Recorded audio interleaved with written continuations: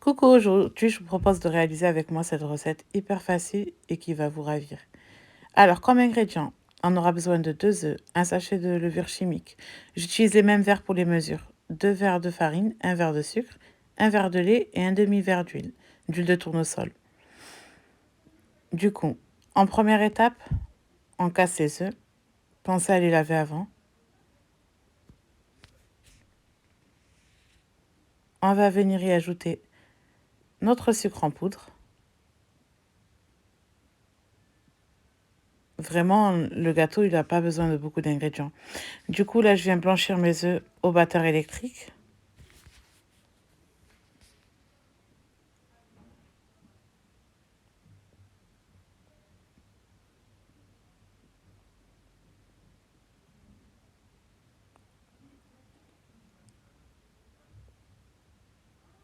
On va venir y ajouter notre verre de lait,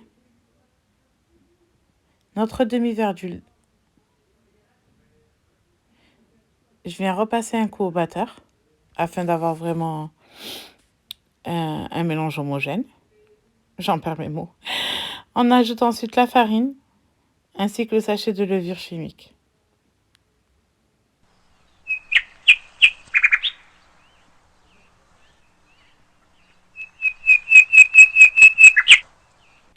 Voilà. De nouveau au batteur. Vous pouvez très bien le faire au fouet, hein. Pas besoin obligatoirement d'un batteur électrique, hein. Mais moi, je trouve ça plus simple et ça évite d'avoir trop de grumeaux.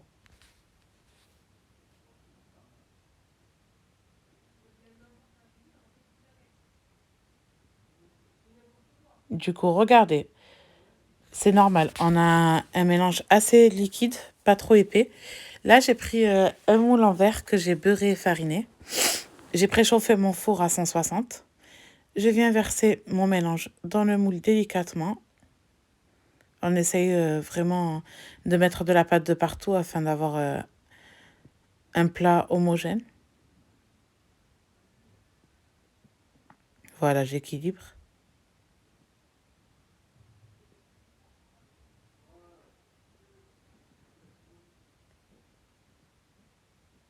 Allez, on enfourne pendant 20 minutes.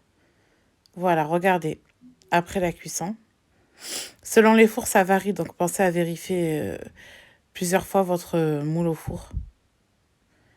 Donc là, on voit que la génoise est bien moelleuse. Pardon, désolée. Ensuite, pour imbiber le gâteau, je vais prendre un peu de lait avec un peu d'arôme d'amande.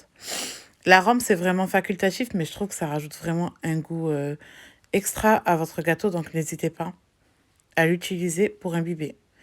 Donc là, j'imbibe à la cuillère. Vous pouvez très bien imbiber au pinceau si vous en avez un.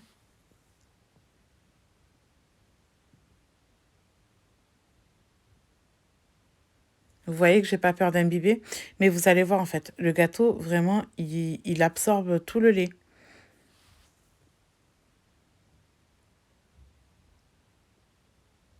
Alors, moi, je touche.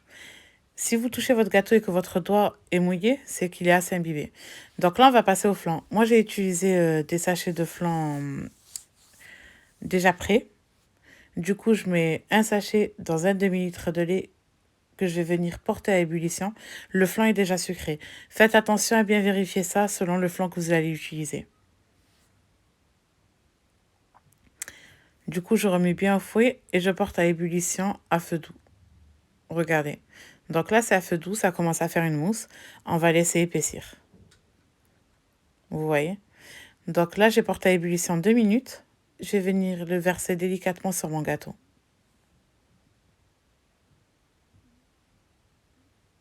Donc là, je verse sur mon gâteau. Voilà. Et je vais aller le mettre au frais pendant 1 heure minimum. En attendant, on va passer à notre caramel beurre salé.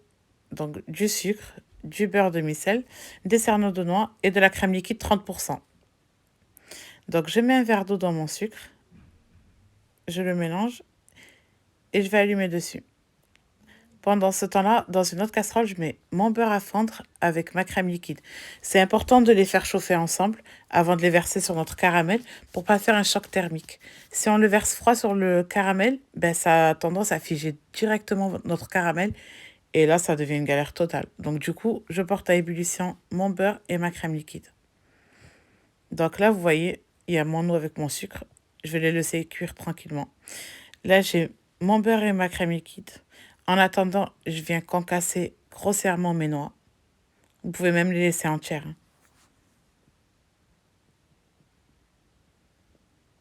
Donc moi, je les concasse juste dans un sac de congélation avec un rouleau. Vous pouvez très bien les passer un tour ou deux au robot aussi, au mixeur. Donc là, regardez, mon caramel commence à avoir une belle couleur dorée. Plus votre caramel sera foncé, plus il sera fort en goût. Donc faites attention à la couleur de votre caramel. Moi, à partir de là, je décide d'arrêter la cuisson. Du coup, je déglace avec ma crème liquide et mon beurre. Et puis là, faut fouetter à fond. Donc on fouette, on fouette, on fouette, on fouette, on fouette, on fouette, on fouette. Et toujours sur le feu. Et là, vous allez voir, le caramel va se former. Donc là, mon flan a pris. Regardez mon caramel, comment il est beau. Il est homogène, il n'y a pas de grumeaux. Je vais venir verser dedans mes noix.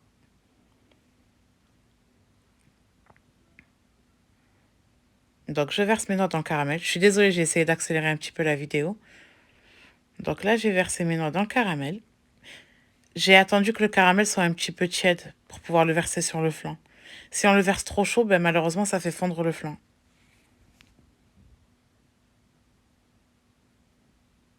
Donc, regardez. Là, il est encore un peu chaud, mais pas trop non plus. Donc, je viens le verser sur mon flan. J'essaye de mettre des noix un peu partout. Vraiment, c'est un gâteau qui passe vraiment facilement, qui se mange facilement et qui va ravir petit comme grand. Du coup, là, j'essaye de mettre des noix un peu partout. On essaye d'égaliser le tout.